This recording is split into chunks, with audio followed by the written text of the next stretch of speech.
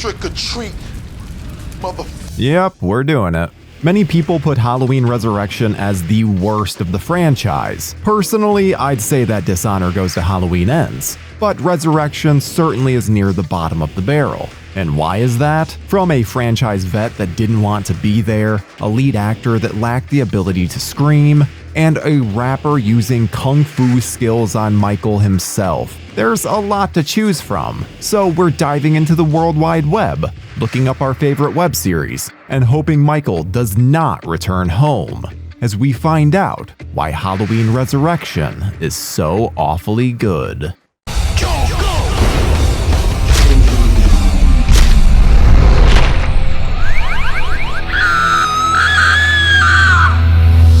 The worst element of Resurrection for me is the entire opening with Laurie Strode. See, the ending of H2O was so triumphant, with Laurie overcoming the odds and killing her brother with an axe. Decapitation is a pretty hard thing to worm your way out of, but the producers did just that, as they always had a secret plan of how to revive Michael. He had switched bodies with the paramedic. So it was actually an innocent man that Laurie decapitated. Oh joy! Now, this may be the story in Resurrection, but you better believe that wasn't the case in H2O. When you watch that film, this is very clearly Michael Myers under the mask. He's trying to kill Laurie Strode and is motivated even near death. And I love how they explain it away by saying, "Paramedic voice box was crushed." Excuse me, what? So that meant that he was incapable of waving his arms, putting up an X, or even shaking his head. So the fact that it ruins the ending of H2O is enough of a grievance. But then there's what happens with Laurie Strode herself. It was very clear that Jamie Lee Curtis didn't want to return in this entry, and you can definitely tell. She had her ending, and unfortunately she was contractually obligated to return for another.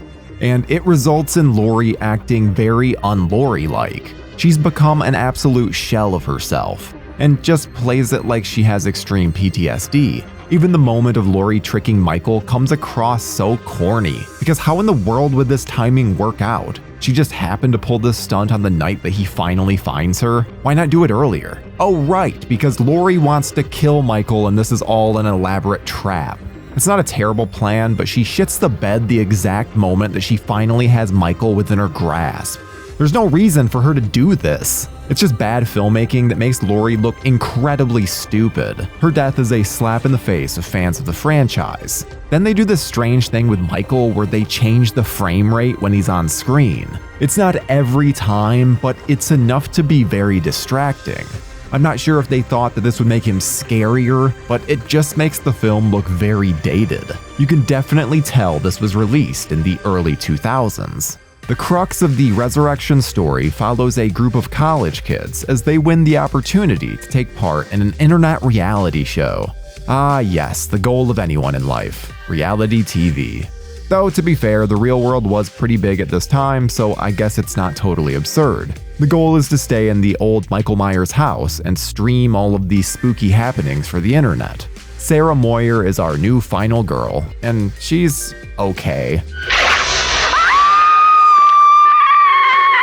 Any great final girl needs a good scream, and unfortunately actress Bianca Kylik is unable to do so. So they just had her mime screaming and dubbed it in later. But you know who's a great screamer? Katie Sackhoff, who plays Jen in the film. So since she was such a good screamer, they used Sackhoff to dub over Bianca's screams. The group is mostly full of strangers, so there's not much of an established rapport with any of them outside of Sarah, Jen, and Rudy. And since these are horny college students, several are just trying to get into each other's pants. Perfect for a slasher, but nothing really happens here. There's a brief tease of nudity, but like most Halloween films, there's nothing here. Busta Rhymes and Tyra Banks are Freddy and Nora, and they make up Dangertainment, the company putting the web series on. They have some fun moments, like Tyra criticizing this guy's camera placement only for him to get killed, or Freddy criticizing Michael while wearing his own Michael getup. Sure, Michael should just straight up murder him here, but the two Michaels make for an interesting visual at least. Silver lining. There's a B-plot involving Final Destination 3's Ryan Merriman where he's watching the web show at a house party. He's set up as Sarah's love interest of sorts, but they don't go through with it. The funniest part of this is that it ends up being the focal point of the party by the end, as all these drunk college kids are loving them some dangertainment. As expected, Michael takes out the trespassers, but can we talk about how all of Michael's kills involve stabbing or impaling? It's also lame. We don't even get to see the decapitation of this security guard. Thankfully, we get a bit of a change with Sackhoff's death, but even Tyra Banks' death, which by the looks of this was pretty brutal, was cut. We just see the aftermath. It's not like Michael is known for a ton of creative deaths, but he at least tends to have fun with them. These were all just lame. Michael takes out everyone except for Sarah and Freddy, who happen to escape in a blaze of glory. But not before Freddy has a karate competition with Michael. Not really, but that's how it's treated by fans. It's really just a brief scuffle, but truthfully, Freddy gets far too much offense in on Michael. It's frustrating given how obnoxious the character is, and he's able to overcome our boy. It doesn't help that he has this little speech to the camera shortly after, and like any good Halloween film, the filmmakers made sure to leave an opening for Michael's return. Before we continue with our video, here's a reminder to click the Store tab on any of our JoBlo channels and browse our collection of the latest and freshest designs in our merch store. Go get you some. Now that we've made it through the film, let's see what we could have done to make it a bit more interesting with some awfully good drinking games. So high tech! Take a drink whenever there's dated technology being used. From webcams to the cell phones, there's a lot to choose from here, including a certain death. Nostalgia overload. Take a drink whenever they call back some element from the Halloween franchise. Michael eating dogs, the Raggedy Ann doll, there's plenty to choose from here. Frame blur. Take a drink whenever the editor does this choppy slow-mo effect when Michael does something spooky. Now that we've gotten properly sloshed, let's pull ourselves together and take a look at some awfully good trivia. The original title for the film was Halloween Homecoming. The shot of Katie Sackhoff raising her shirt was actually a body double that the actress didn't agree to. The original plan was to do a Season of the Witch style plot shift, but executives got cold feet after fans online were demanding Michael's return. Rick Rosenthal previously directed Halloween 2 and, outside of David Gordon Green, was the only person to direct more than one Halloween film. 4 different endings were filmed, with the director wanting a different ending in theaters, Clue style. Unfortunately, the studio shot down that decision. The Raggedy Ann doll seen in the asylum is supposed to be an homage to a Raggedy Ann doll on Laurie's desk in the original. The same photo of Jamie Lee Curtis from the H2O poster is used for this one, despite Curtis not having short hair in the actual film.